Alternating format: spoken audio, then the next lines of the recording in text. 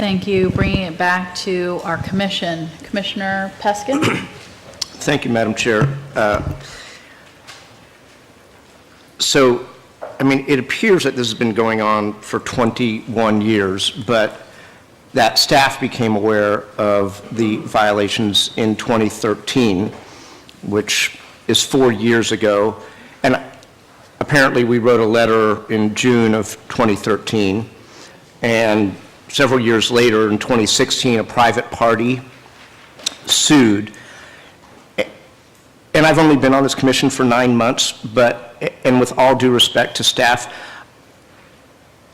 I see a little bit of a double standard as it relates to when you guys are in the tough position of dealing with a fellow state agency, as we saw in Oceano Dunes, as compared to dealing with the private public.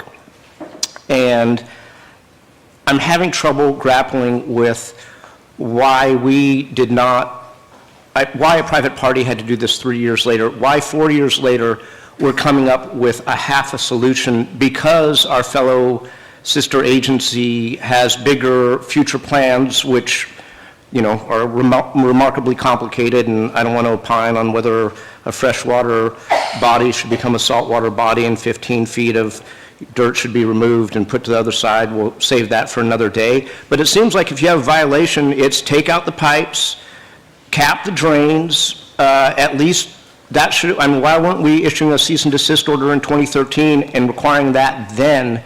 So, I mean, this seems like a half a solution, and just because, I mean, if this was a private party and they said, oh, well, we have future development plans, so just give us half the solution, we would say, no, you've got to fix all of your 1991 permit violations.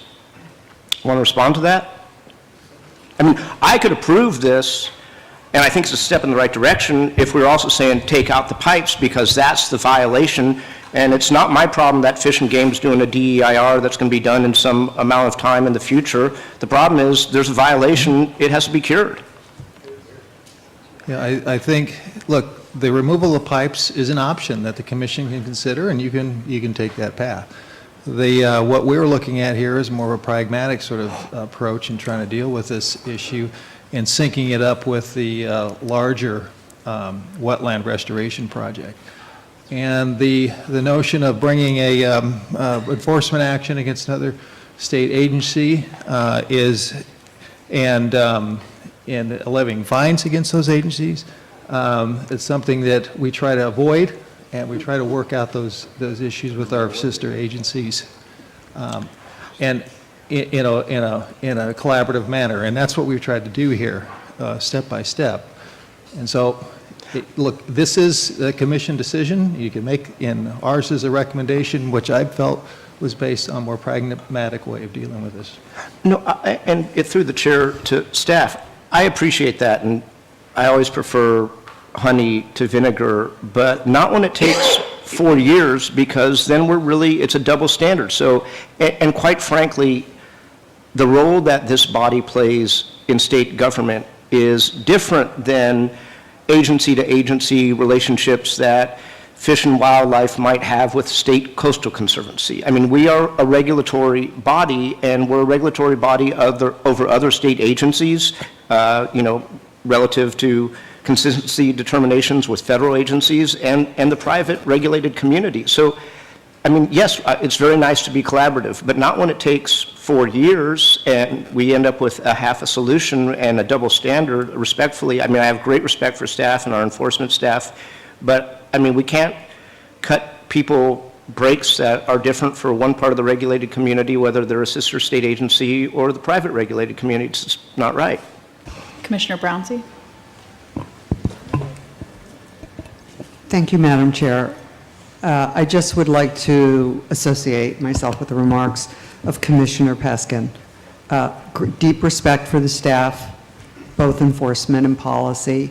But I also want to thank the public for your tiresome work on this issue. Because in my mind, it's not 4 years, it's 30 years by the time you may ever see the light of day.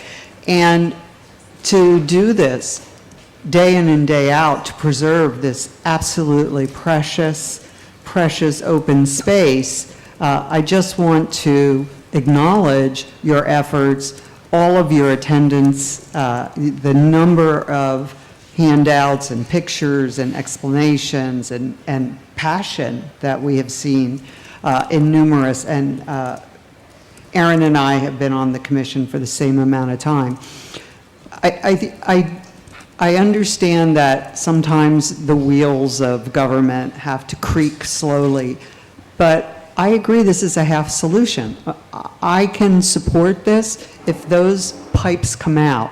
I just don't see any, it seems to me, an extraordinary waste of time and resources and public support to simply cap these pipes. And it could be 5 years, it could be 10 years, it could be another 20 years.